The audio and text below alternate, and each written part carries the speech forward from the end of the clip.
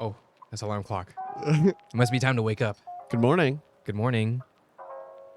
Ohio. Goes that? Go. Sai. Mass. Watashi wa. Donde desu ka? Watashi wa. Asa-san. Kimi wa. Zaku-kun. De.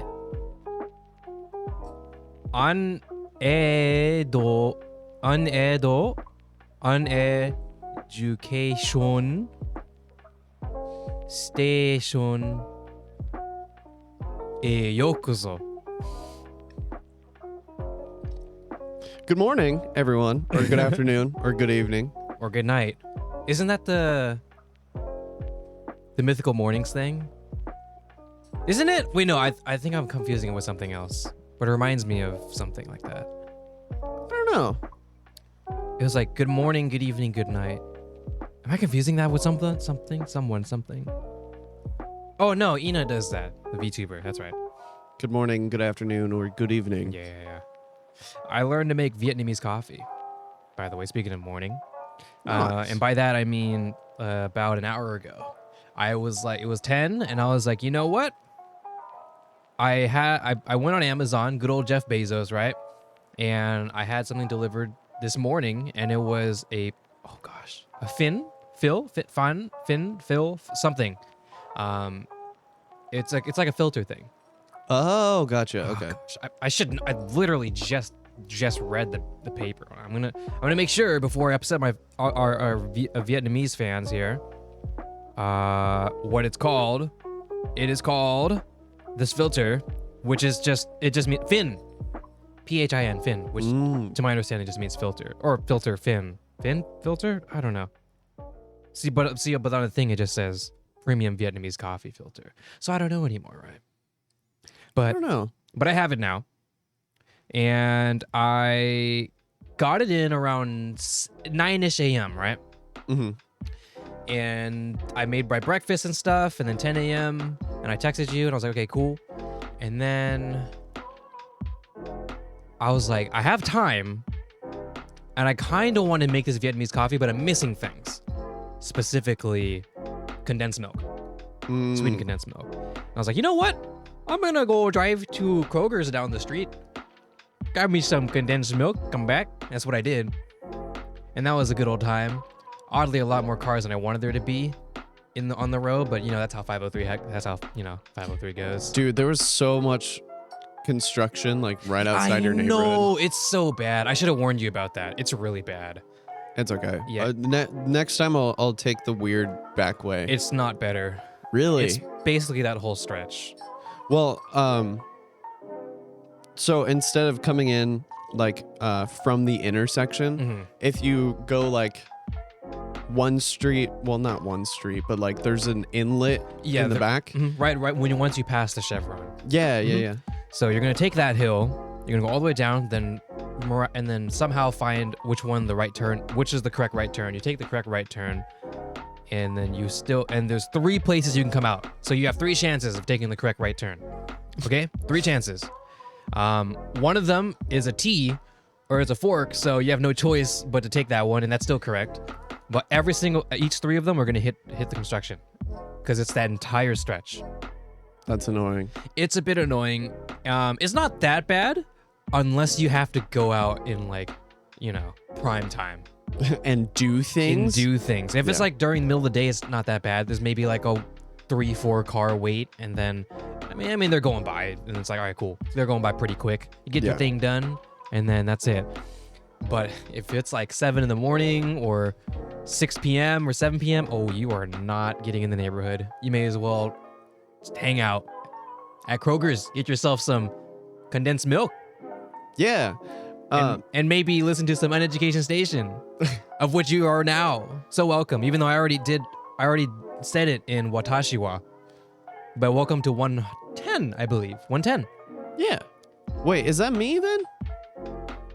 Go, Zach. Oh. Your turn. Oh. Watashi wa Zach Kun des.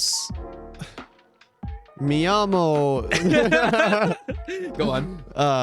Hello, everybody. Welcome back to the Uneducation Station podcast. Of course, my name is Zach, and I'm here with my buddy Arthur. I am Arthur. And we are the It's 0. Oh, it's 0. It's 0. I'm Yeah, a silly goose. I'm sorry. I'm a silly goose. It's okay. It's been a while since we have a third angle. Oh, that's not really a third angle. It's a pseudo third angle. It's a conglomeration. It's a conglomeration of 2 angles, but we have a fun new angle now. Yeah. So now you can have both of us every now and then. I think that's a little fun, you know? Yeah, when both of us are just sitting there laughing about something stupid. It's great. Yeah, so now you don't have to be if you were just like unsure, that scene is your safety button. Yeah. If you don't know who to put it on, and if you're not sure if you're gonna catch the right moment or anything, just slam a 0, John. It's all good. You know, it's kind of funny because this entire time I was waiting for you to do the intro because I could have sworn that I did the intro last episode. See, because I was thinking this was 111, because I have 111 written, but that's for the week after. Wait, is this 111? Wait a minute. We're doing 2 episodes in a week technically because I'm going to be gone next week or this weekend. Oh wait, this is 111 because we're uploading 110. This is 111. Hello, everybody. Welcome back to Uneducation Station. I only do the odd numbers. Fuck. It's all good. No worries. Anyway, so yeah, I went to the Kroger's to Fred Meyer's, and then I slammed some condensed milk. Had a time. Said hi to the nice security guard. I went in and went out, and he said hi again. I was like, oh, that was quick. I was like, yeah, I know, right? I also got some new beans. We'll try that out. And yeah, I learned how to make Vietnamese coffee. It's very simple to make. The problem is I don't really know the ratios very well. Mm-hmm. Because there are numbers, but the Vietnamese way is to just eyeball it. Yeah. So yeah, but it's super simple to make. So I'm excited to try it. Hopefully not too often, because it does use sweetened condensed milk and quite a bit of it. So I don't want to do it a whole lot, but it is really nice, and it's actually a little. There's a lot of parts to this little filter thing that you put over the cup or whatever. There is 4 parts. Ironically, it's a lot easier to clean than just my drip coffee setup. Dude, I love the fact that you've gotten into coffee because like you've always been like energy drink man. Mm-hmm. And like that's all I've known you as. And then it's kind of really well, that's it. Well, no. Oh, it's Arthur, the Red Bull guy. Yeah. No, what you got in your backpack? Red Bull. Oh, who could have guessed? Guess what I have in my pocket? Red Bull. Oh shit! This one's pomegranate. Damn, crazy. Sugar free? Fuck it. No, but like I've always known that like your go-to has always been like Red Bulls and like that kind of stuff, and you're like, I need to go to energy drink rehab, and I was like, that's fair. I've been in that similar boat, and I've been trying to cut down a lot on the amount of energy drinks that I'm drinking because it's very unhealthy and it's bad for your body. We got to care about that stuff now. Yeah, and you know, now we're getting older. You're 23. I'm going to be 23 by the time this episode comes up. Yep. And you know, getting into coffee and just kind of finding a little bit more natural ways to get the zoom juice. It's good. Now, instead of the whatever the hell they put in Red Bull, you're drinking the steamy bean water. I am drinking the steamy bean water, but the steamy bean water is nice. You know, I wanted to bring this up a while, I guess by now a while ago, a couple weeks ago. I went with a friend and we went to Portland. And, you know, that must be an occasion because I never go to Portland. But we went there, and it was a college friend that I'm meeting up with after not seeing for a while, so that's fun. And she recommended a coffee shop. I'm like, oh, sure. Because last time we hung out, we went to a coffee shop too. So, yeah, sure, why not? And we went to this kind of, I cannot remember where it is. I should, because it's a smaller coffee shop, but it's in a really nice place. Considering Portland, it's in a really nice place. And I got there early, you know, like a good guy. And as one might, as one does, and it was just me and the barista. So, you know, naturally I'm like, hey, how are you? You know, and just kind of made conversation. And she was super cool. We just talked about like what she's doing. She wasn't the owner, but she talked about how she wants to kind of own a coffee shop one day or whatever, where we're at in school, how she quit school, how I kind of quit school, and where we're at in life. What are her dreams? What are my dreams? I was like, what? I don't know what's going on, but this is great. And this went on for like an hour Yeah. until my friend showed up. It was a great time. That it's so fun when you just randomly have those super deep existential conversations with people you've never met before. Yeah. And it's just like, this is nice. This is so, it's so wholesome. And you know, while I was there, I was like, I'm here early. Like, oh, your friend's not here? I'm like, yeah. And she's like, oh yeah, traffic's probably bad. Traffic was pretty bad. And also, because Portland, parking fucking sucks. So not only is traffic bad, you got to find parking somehow. I got lucky. I went to a neighborhood. Some car left. I was like, by now, give me. Took that bitch. But my friend wasn't so lucky. That's besides the point. We're talking about things. She was giving me recommendations because I was getting into coffee. Hey, what's this and that. Still, she was just saying a bunch of arbitrary words that don't mean anything to me. But hopefully, as I continue to learn more about coffee, it'll be like, oh, that's what she meant. That type of thing. So we'll see how that goes. But then again, this is more of like making espressos and stuff. I don't do that. I don't want to buy a $500, $1,000 machine to make coffee. When That's fair. you know. So, oh man, this must have been a while ago, like a long time ago. But a couple of years ago, my dad was kind of going through a similar thing because like my dad's been drinking coffee for longer than I've existed. Right. And you know, he's like a black coffee connoisseur, basically. Nice. And you know, he went through the whole process of doing like the French press, the drip coffee, and like all of that kind of stuff. And he bought this really, really nice espresso machine that you could use to like boil milk or like do the thing where it has like the little stick in the milk and it like froths it and stuff. You know, you could make it espresso, drip coffee. It was just like this whole thing. And that was so much fun just to kind of dink around and be like, oh, cool. You know, I have a shot of espresso and I'm going to make like a latte or something like that. Or I'm dying inside. I need 3 shots of espresso and hope that I don't get heart palpitations. This is a little bit of a tangent, but still talking about coffee a little bit. Does that have to do with heart palpitations? Kinda. So there I'm all ears. Wow. You look like a satellite. Just bing. I'm listening. So at I can't remember what coffee shop it was, but like at one of the big franchise coffee shops in the Northwest, they had this drink called the 911. And it was 5 shots of espresso. Jeez. And just like a ton of sweetener and like milk and stuff. And I had one time and it was delightful. Sure.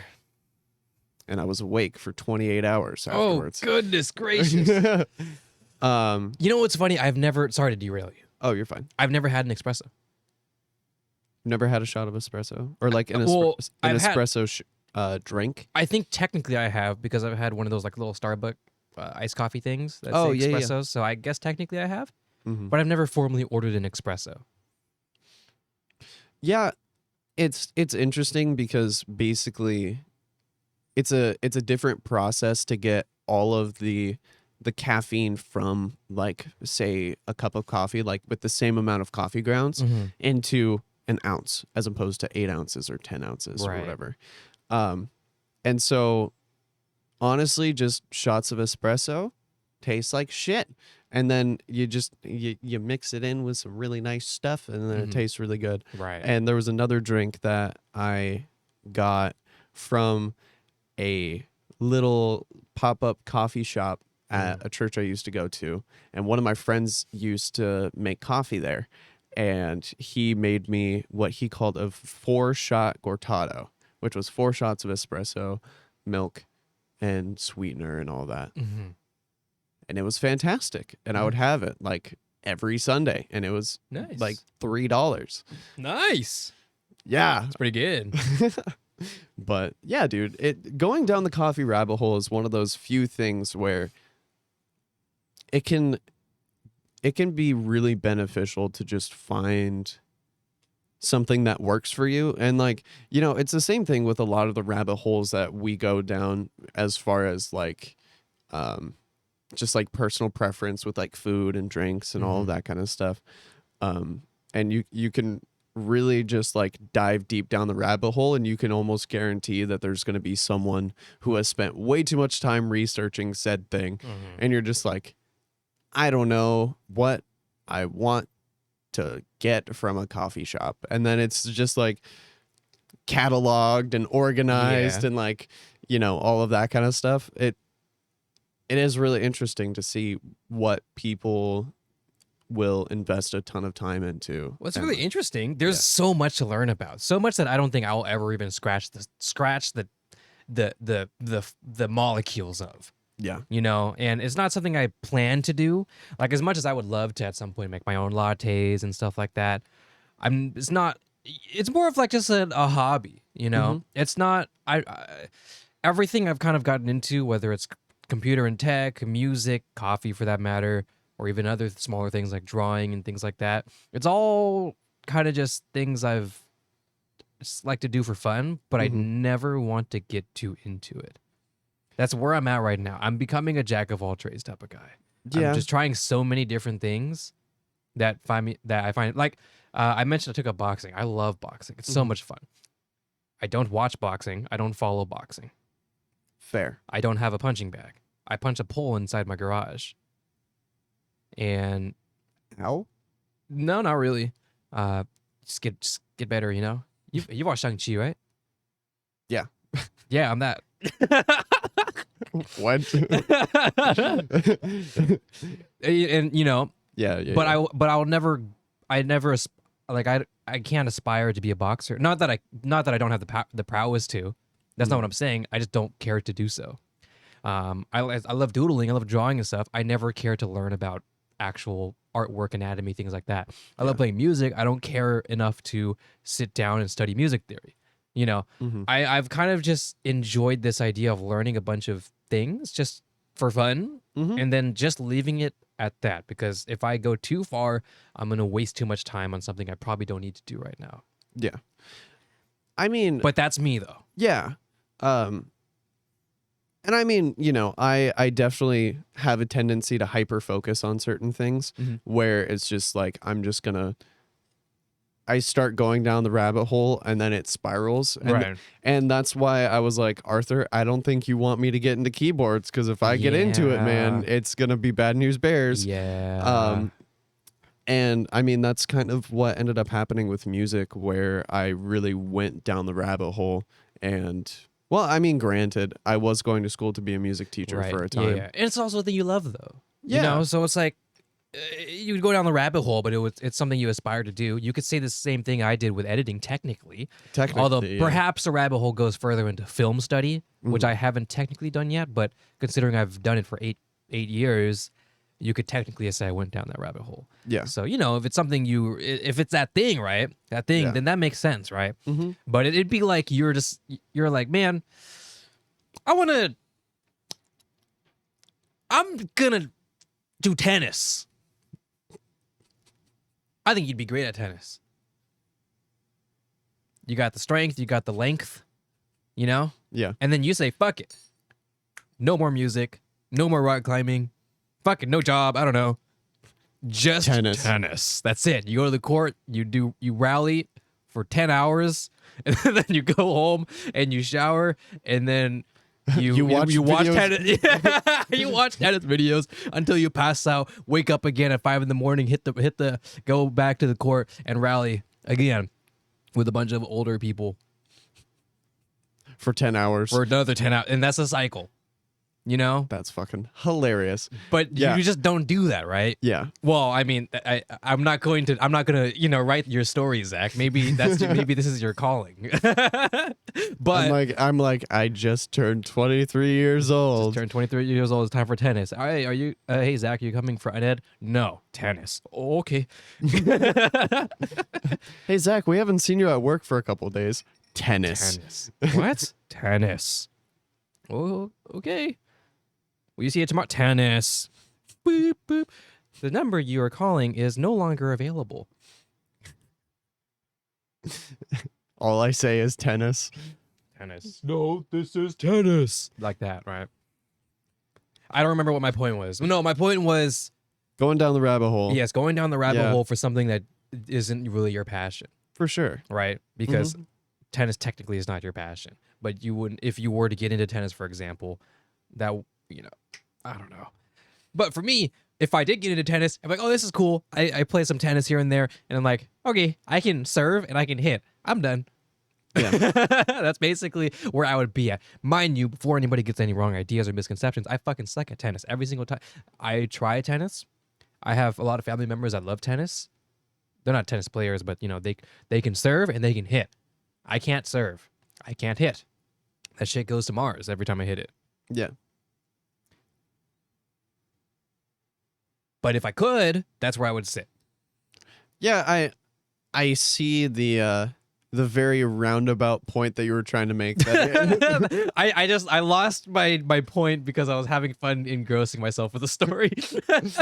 I mean, I love your commitment, and I think you and I commit to the bit to the extent of like we'll just go for it hardcore 100%. I'm sure there was a point, and I'm sure So whoever I was found it. listening. Oh, you found a point. I found it. Okay. Because I want to know what the point was.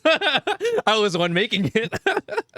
So, through all of the tennis, I think what you were trying to say was you're wanting to learn a bunch of different things, but keep it to a certain amount where you're not like dedicating your entire life to said thing, but you're curious to learn new things and like you're hungry for more information. And I'm definitely the exact same way, where if there's something that I find that I'm just like, ooh, I wonder how that works. And you know, you and I are both tinkerers at heart, right? Like we build computers, we build keyboards, all of that. And so just like that curiosity of like wondering how things work or how you do things, it only, at least for you, it only kind of extends to like the more simplistic explanation for it instead of just diving deep and learning all the lore about it. I think that's what you were trying to say. I think that is what I was trying to say, and we're going to go with that because you put it in a very, very nice package. I do. I say things. I say the words. I say the letters together with the words, the space bar. The A-E-I-O's and U's. Ayo. Ohio. Gozaimasu. Boku wa Anuki desu. I just noticed that the lights behind you aren't on. Oh, it isn't. Oh, and I don't have my light. I'm going to turn my light on. Zach, entertain the guests. Okay. Hello. Zach's Corner. Please stop. Zach's Corner. Please stop. I know you have to go get that thing. But yeah. I mean, I can hear you. Yeah, it's fine. So, oh man, Do your best, Zach. I'm getting so distracted. I'm so tired. Like I'm running on like I'm tired because I've been working a ton. Arthur, your ass is in my shot. Well, America's ass. This is Asia's ass. So yeah, I was working last night until 3:00 in the morning, and I didn't end up really going to bed until like in the morning. conversation got boring. I didn't really get to bed until like 6 a.m. And then I woke up at 11 to do Uned things.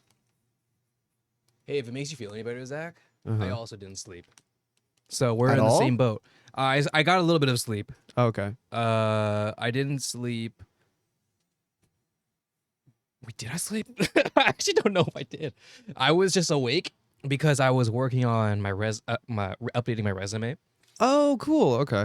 And in classic Nuki fashion, I decided to do it at 1 in the morning. Mm-hmm. No, it was like 11ish, and it just kind of dragged on for a while.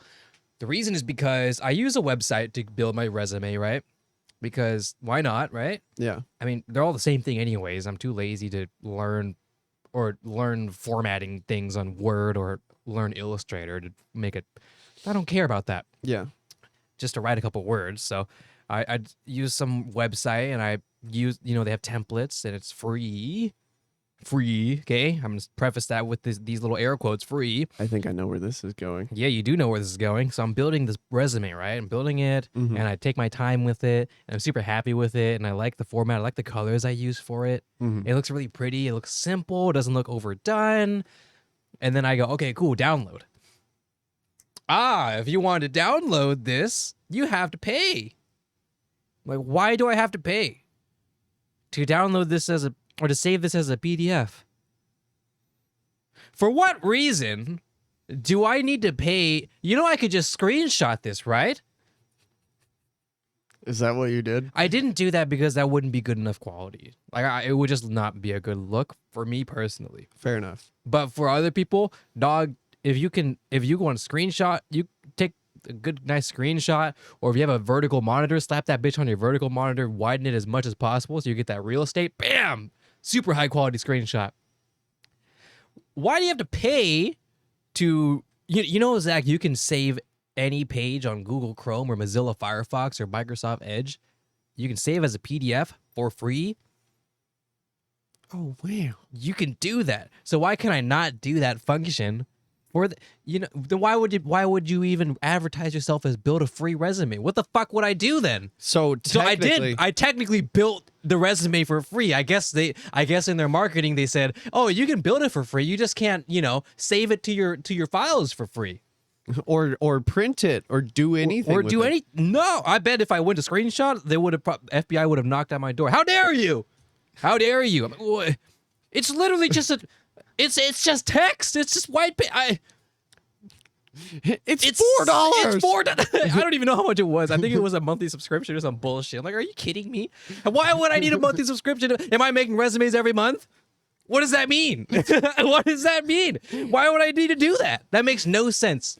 So I had to sit there after. I mean, I did this a while ago. It's just I was so upset about it that I never, I hope I'm rightfully so. I feel like it's stupid, but I was so upset about it that I finally decided to deal with it last night. Because of some reasons, which I can talk about off camera. But I was like, hey, it's nothing bad. Don't worry. I just, work stuff. Okay, yeah. But, I was like, hey, I'm just going to start doing it. Okay, fine. I'll do it. I'm just gonna go on Photoshop. I don't fucking know. So I went on Photoshop because that's the only actual kind of formatty thing I know how to do. I know how to use Illustrator, but I think it's kind of wonky, even though that's kind of what it's meant for. I don't like using Illustrator, I'll be honest. I know how to use Google Docs, but I feel like I can do better than Google Docs. Or sorry, like Microsoft Word or something, or Google Docs. I think I can do better than that. So I just went on Photoshop and I made a little design and stuff with some, fun colors and things like that.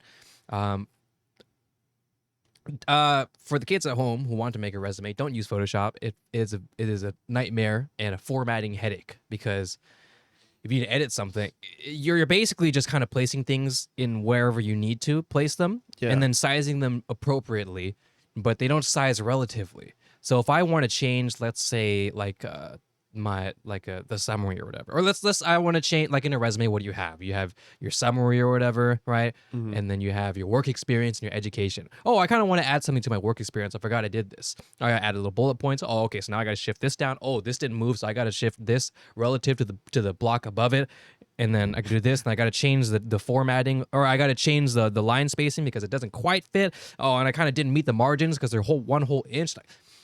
And then you're trying to change the size of the text, and you have to go into every single box. Yes, exactly. And I'm like, oh fuck, what have I done? So now I'm sitting there doing it, and I finish, and it's like 4 a.m. I'm like, oh fuck, fuck.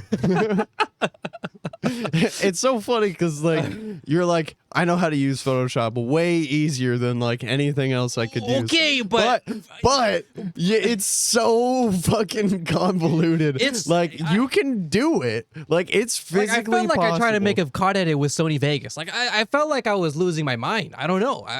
It was just like I knew how to. It worked. It was fine. Like it did the thing. I was but gonna say iMovie. iMovie. Like it did the thing. Like it did the speedy and shit, and the speed up and the slow down and shit. But when I had to change some of it, it's like, oh, that sucks for you. It's like if you had to change, if you were painting a room and you were painting this room right here. Mm-hmm. There's 1, 2, 3, 4, 5, 6, 7, 8, 9, 10, 11 walls. Why is there an odd number of walls? Because it's an oddly shaped room. It's like there's 11 walls. And you've done 10 walls, and then all of a sudden you accidentally somehow splash a little bit of your white trim on the wall or whatever. I'm painting everything red. I already trimmed and everything, but somehow I didn't do the 10th wall right. Some white paint got on there, or fuck it, some yellow paint or whatever. I don't know. Where'd that come from? The ceiling? I don't know. Mm-hmm. So instead of taking that red paint and painting over that to fix it, you restart at wall 1. That's basically what happened with this Photoshop thing. So I was like, I don't know why. Fuck. I for that paint analogy, I just imagine like you were trying to like paint over it with red, and then it mixed with the white to make this really weird like pink color, and then you're like, "Fuck! Now I have to do this with all of the other walls." Like, what the fuck is going on? I should have just waited for the white to dry. Shit, this is my fault, I guess. And then you're just sitting there kicking yourself because you're trying to get the same color on all of the walls, and it's always going to be ever so slightly not completely accurate to everything else. God. And it's just this whole shit show where you're just like, was this even worth it? Do I even like, why am I here? Maybe I should have just paid the paint. Maybe I should have just paid that resume thing. Man, fuck. Shit, man. Fuck. But I did, but it's whatever. I did it anyways. And I Out of finished. spite. Out of spite. By the way, when I said 4 a.m., I meant more like 6 a.m. When I finished. But that's besides the point. I Oh, finished. hey, we were up at the same time. We were up at the same time, and I was happy with it. I'm like, okay, whatever. Was I happy with it, or was I content? You know, which one did I pick? I don't remember, honestly. I said, okay, I'm done, and I texted the person I needed to text, and they're like, okay, that's good, and then I sent it to them. And I was like, cool. Now then, do I sleep, or do I just stay up? Right. So naturally, the course of action I chose, with my cup of coffee in hand, was I'm gonna stay up. So I just played Star Rail until it was time to eat our breakfast. God, dude. And Yeah. I think I snuck like a mini nap somewhere. I don't know where, but I feel like I did. I think, but also I don't know. I probably like while something was going on, or maybe I needed to take a mini break. So I just went on my bed and watched YouTube and maybe like closed my eyes for like a little bit and then woke back up and then continued. I do that sometimes. Yeah. Like a little mini reset, kind of. Oh, dude, I find myself whenever I take like mini naps like that, I just like jolt awake, Oh yeah. and I'm like, It's kind of like because you don't expect yourself to sleep. right. I think that's what it is. And then you find yourself asleep, and then instead of like you're like, oh shit, I was asleep. I think that's kind of, you know what I mean? Yeah. Oh, you know. You're like, what day is it? What? Yeah, literally. I'm okay. Did I sleep 6 hours or 6 seconds? I don't know. I'm not sure. Did I sleep for 15 minutes or 15 hours? Shit. I could have saved car insurance in that time. Fuck. 15 minutes could save you 15% or more on car insurance. Oh, O'Reilly's. Auto parts. Go to the general, save some time. God, dude, those ads just live in my brain. Oh yeah. Sorry, that was random, but that's why I've been awake. So yeah, not quite. I mean, yeah, I guess neither of us were awake for a very fun reason. Yeah. Yeah. Okay, I was having fun at the beginning, but at hour like 3, I was like, this is not fun anymore. I've already finished. Now I'm just rearranging things over and over again. You're like, at what point do I just say nobody will know that I did this in fucking Photoshop like an absolute goof? Like, out of all of the things that you could have used to make a resume, I am genuinely astonished that you were able to open Photoshop and think, I can make a resume on Okay, here. but like it's you could do an 8.5 by 11 sheet of paper, right? Mhm. Like standard, and you have a text tool, and you have shape tools, and you have layers. Why would you not be able to?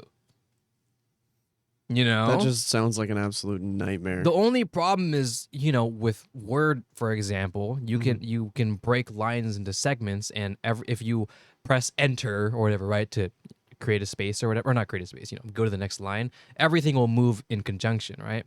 Yeah. Because they all move relatively. In Photoshop, they don't, because you have multiple different layers and multiple different text things. Now you could put everything in one text thing, but that makes it that could pose a few problems. Right. Especially if you want very specific line spacings like I did, because I made mine kind of pretty. I'll be honest. I had some fun with colors and stuff.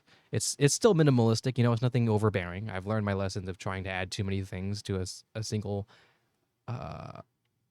canvas, I suppose, if you will, based off of other jobs I've done. But even then, man, it was just tough. But I should have fucking paid that website. The lesson learned today, Sometimes money is the answer. sometimes just for the sake of your sanity, you need to pay for that stupid fucking resume thing. And the fact, like, I don't think anyone on this planet is making a new resume enough to warrant a monthly subscription to a resume building website. I know, right? Like, who like, do you suck that much at your job? Are you the You get reason? fired every month, and you have to make a new one to add to your long list of work history? Yeah, I worked here a month. I worked here a month. I worked here a month. I worked here a month. You're like, I've had 13 jobs in 12 months. And I'm like, are you okay? Don't put that in your resume, because someone's gonna hire you if you say that.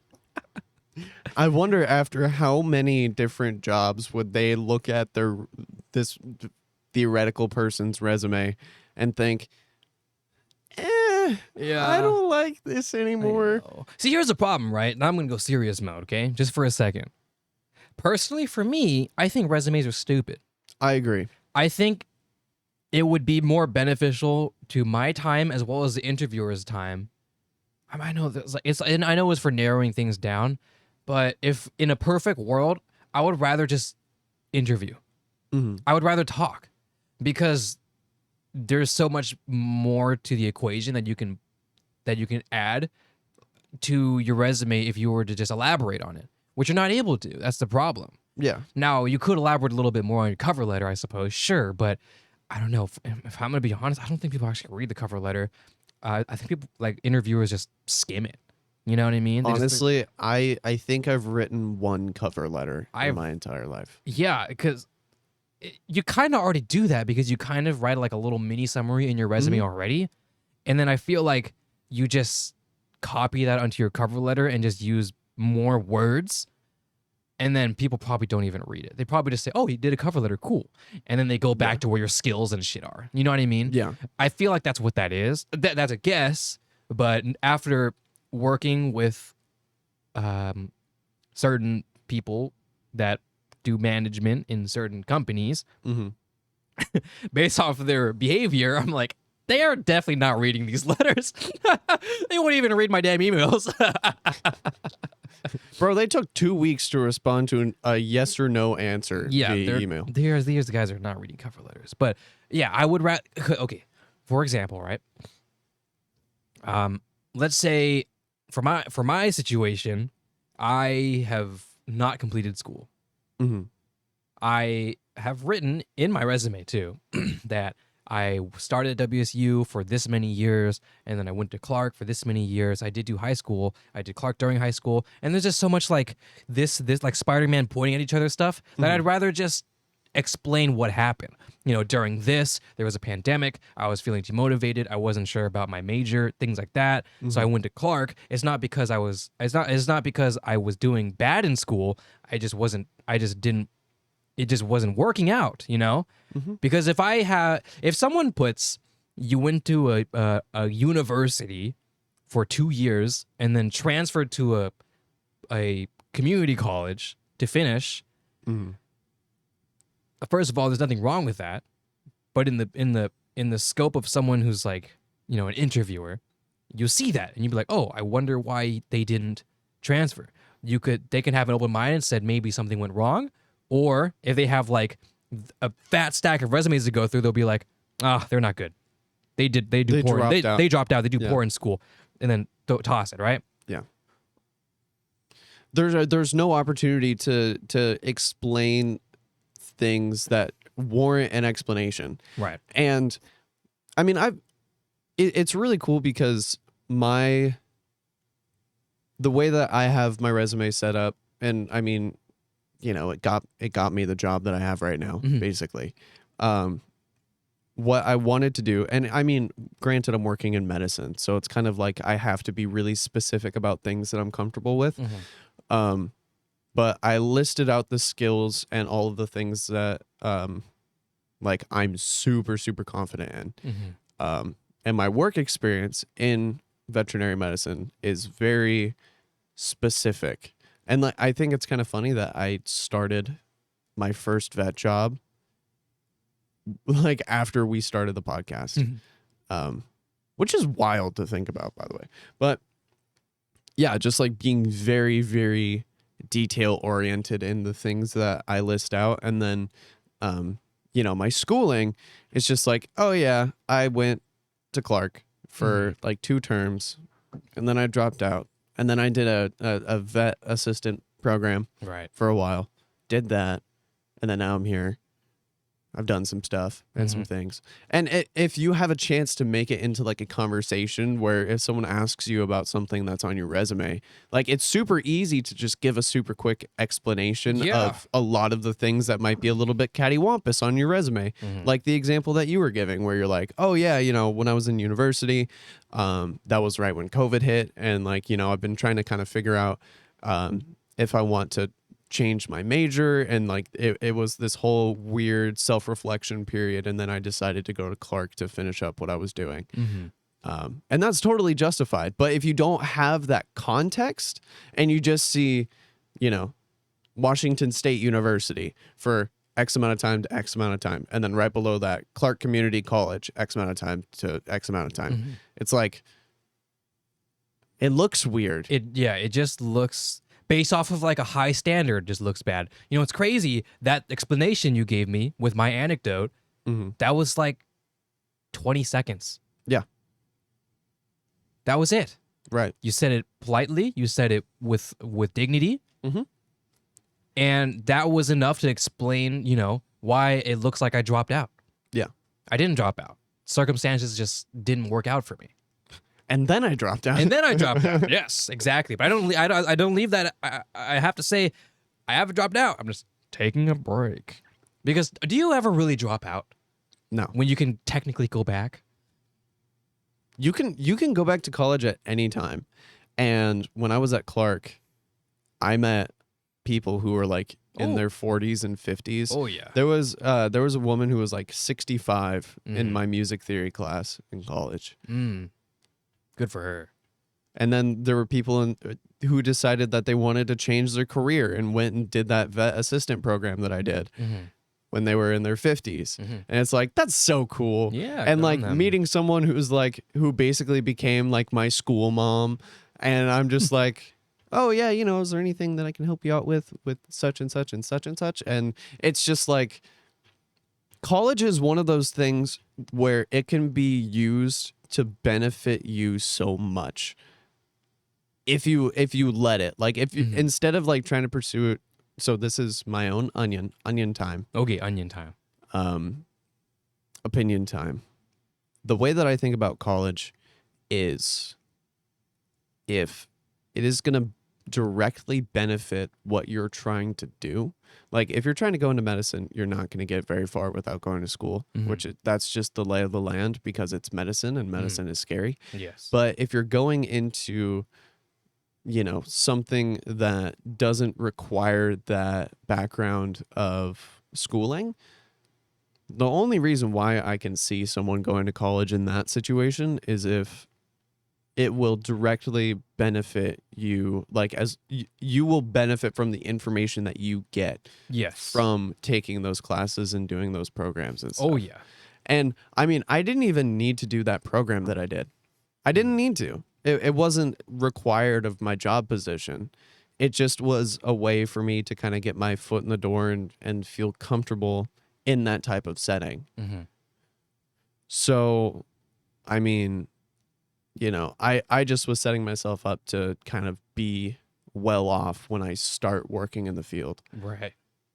And that's all it is. That's literally all schooling should be, is just setting yourself up for success in whatever field you find yourself wanting to pursue.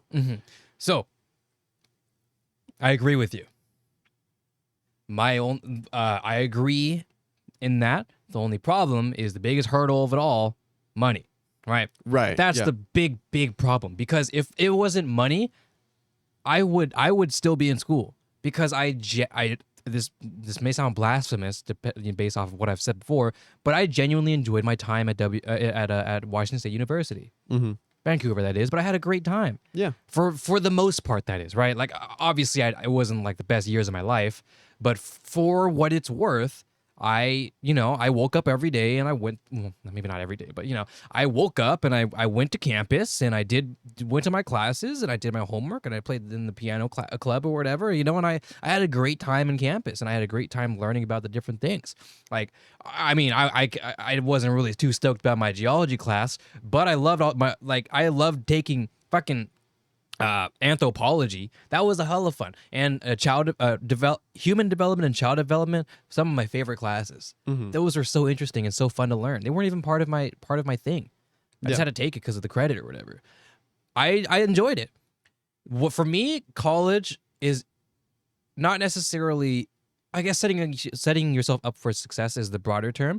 For specific terms, for a specific benefit would be allowing yourself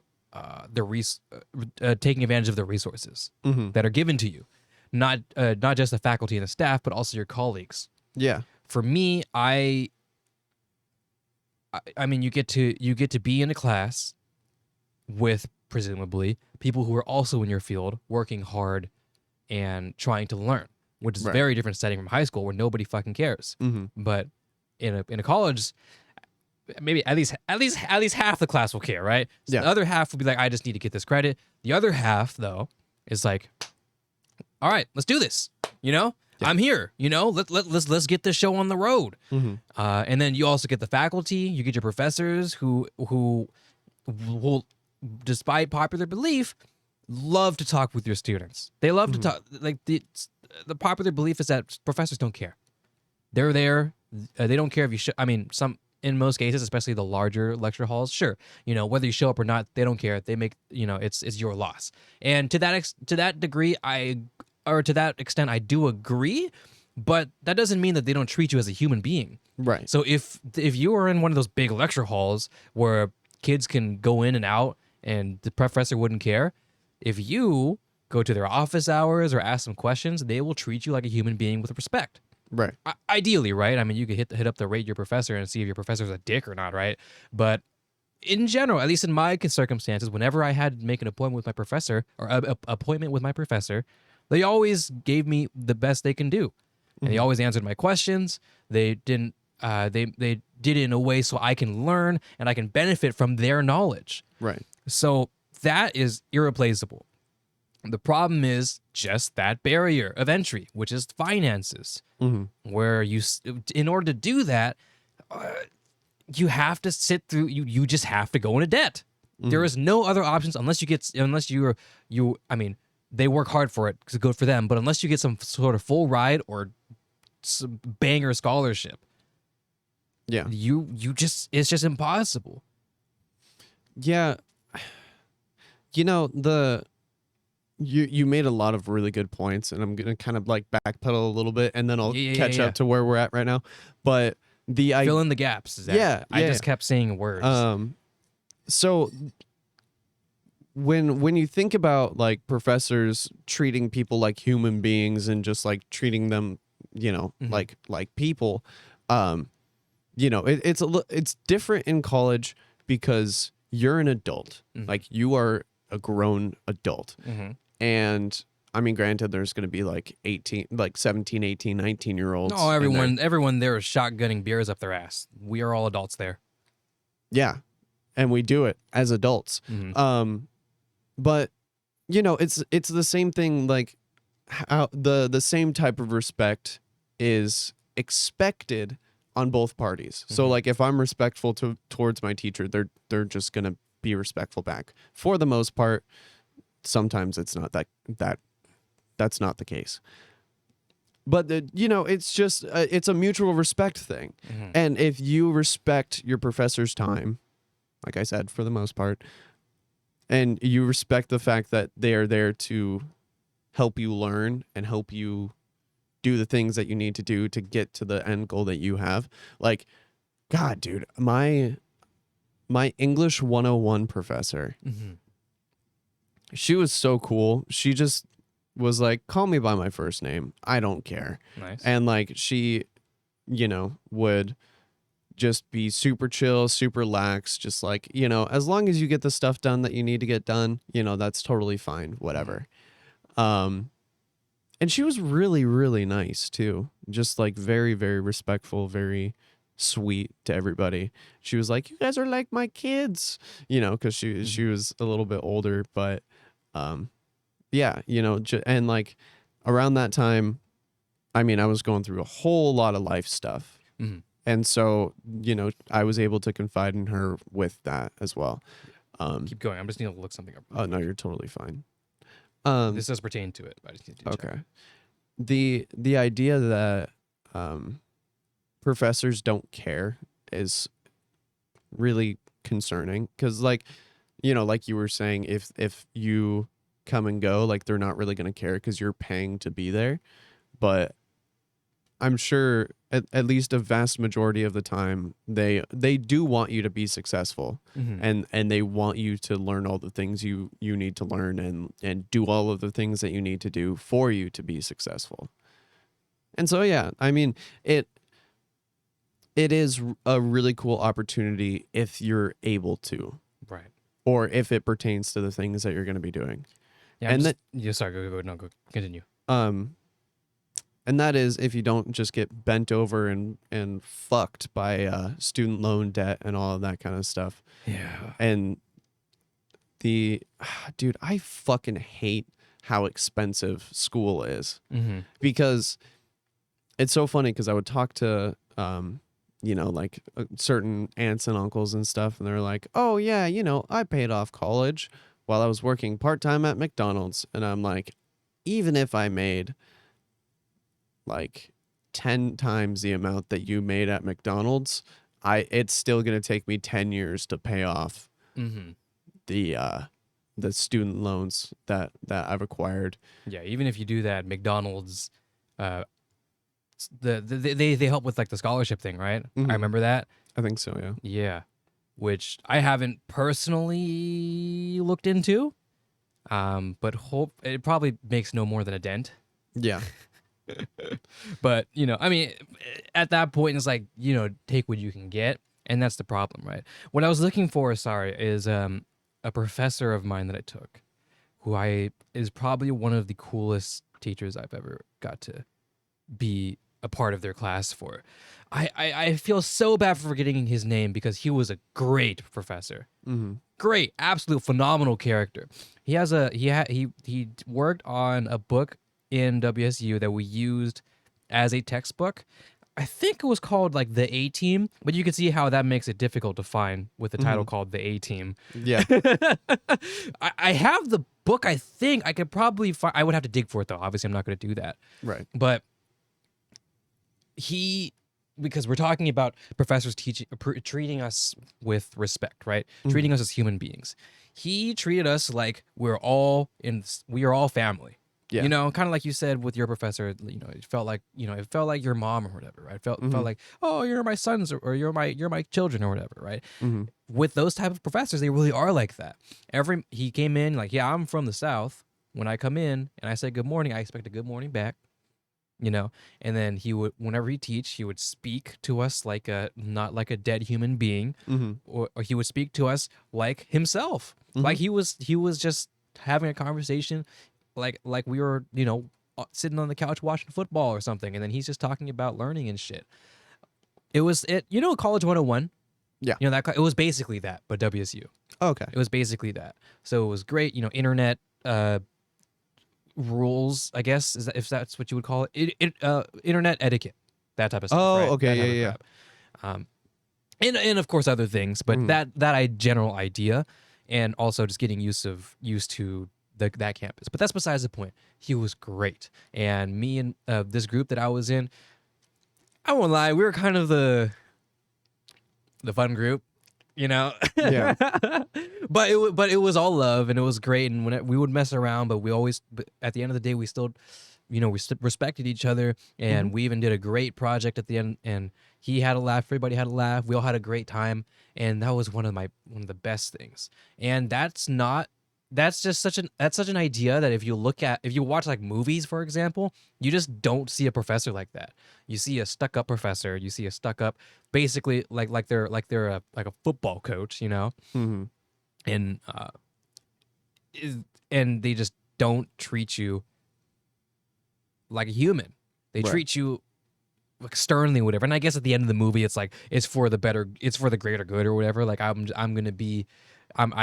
treated you like, you know, hard as what am I trying to say? I treated you like shit so you can be tough or whatever, that type of bullshit, which is a thing, sure, but when it's emphasized so much in movies and media, it starts to get a little bit too much. Yeah. When in general that kind of plagues that stereotype that all professors end up being like that, like it's some kind of like every single professor is like Samuel Jackson. Yeah. I totally see that. Yeah. You motherfucker in my class, y'all motherfuckers, you know, that type of thing. You chewing gum in my motherfucking class. Tired of these motherfucking phones in my motherfucking classroom. No, not every professor is like that. Well, a few are. Yeah. But they're few and far between, you know? And I was having a conversation with my just the other day, actually, for Mother's Day, which would have been a few days ago, or Sunday, right? Yeah. Which is irrelevant by the time this episode goes up. I was talking with my aunts, and we were talking about school because my brother, he's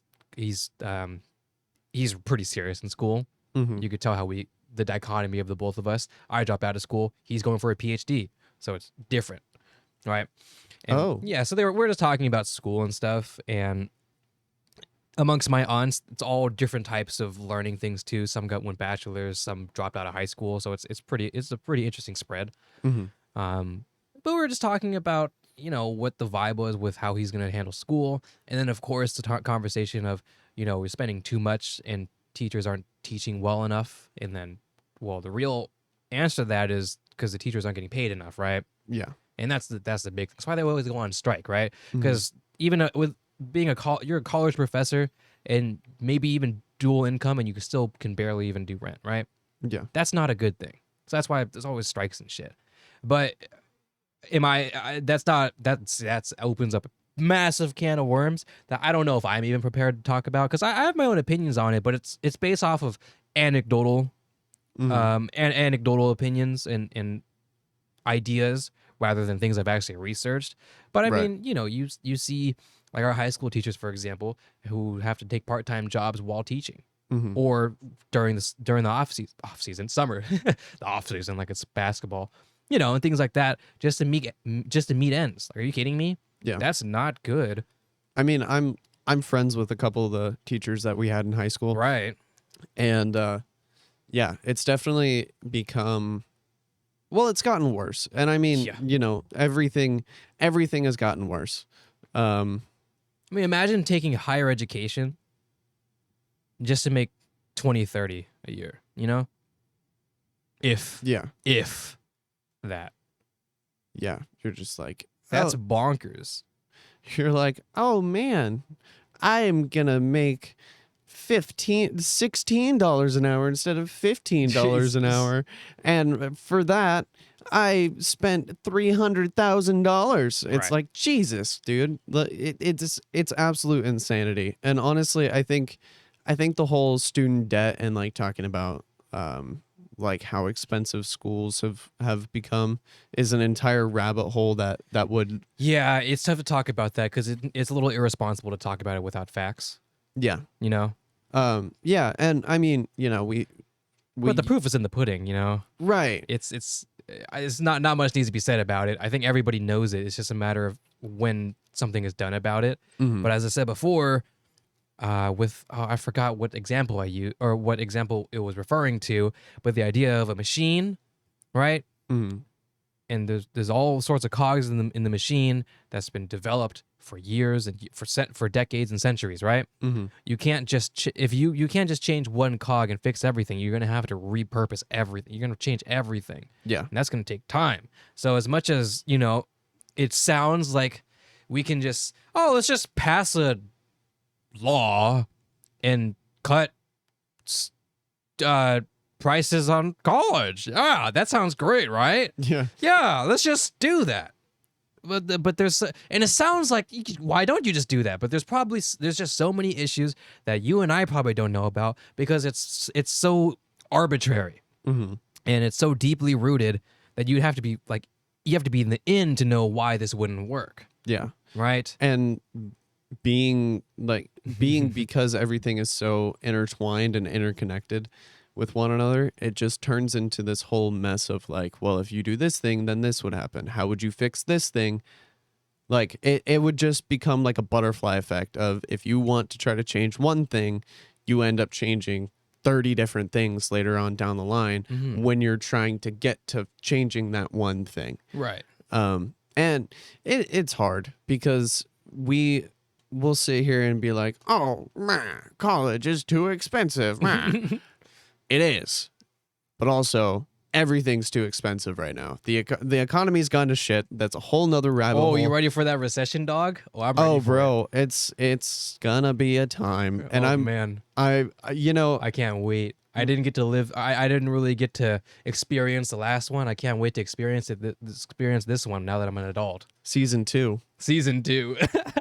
Yeah, I mean, of course we had a global pandemic. So what's a global pandemic without a economic recession? Yes. I'm stoked, dude. That stresses me out. But I'm sleepy. Very sleepy. Very sleepy? Yeah. All right. Well, then I guess I'll go ahead and carry us out. So thank you everybody for listening and thank you everybody for watching. Zachary has to get some sleepies in before he goes to work. We're doing a rushed kind of thing. But it was a lot of fun regardless. Hopefully you were able to kind of chill and relax and kind of let some energy in and out. Yeah. And have a go. And I didn't mean to end it on a weird note with politics or whatever. So instead, you don't have you don't have a coffee right now, but let's cheers and have fun in Vegas. Thank you, buddy. There you go. Oh wait, hold on. Hit the split. Split. Oh. Yeah, I mean it doesn't really work, but yeah. Have fun in Vegas and happy early birthday. But when this episode goes up, happy late birthday. Yeah. Yeah. Because my birthday is in 2 days from the time of recording. Right. But which will be the day after the last episode goes up. Correct. So that would be an early birthday that we did. But now this is going to be an early birthday still. But late birthday. Now it's a late time shift. Everything is weird. Everything is weird. Timelines are weird. And if you enjoyed this video on your timeline, then make sure you subscribe to see it more often. Check out Zach and I. You know the vibes. And have a good rest of your week. And when the recession hits, hopefully you got some pennies in that piggy bank. See you later, gamers. So long. Farewell.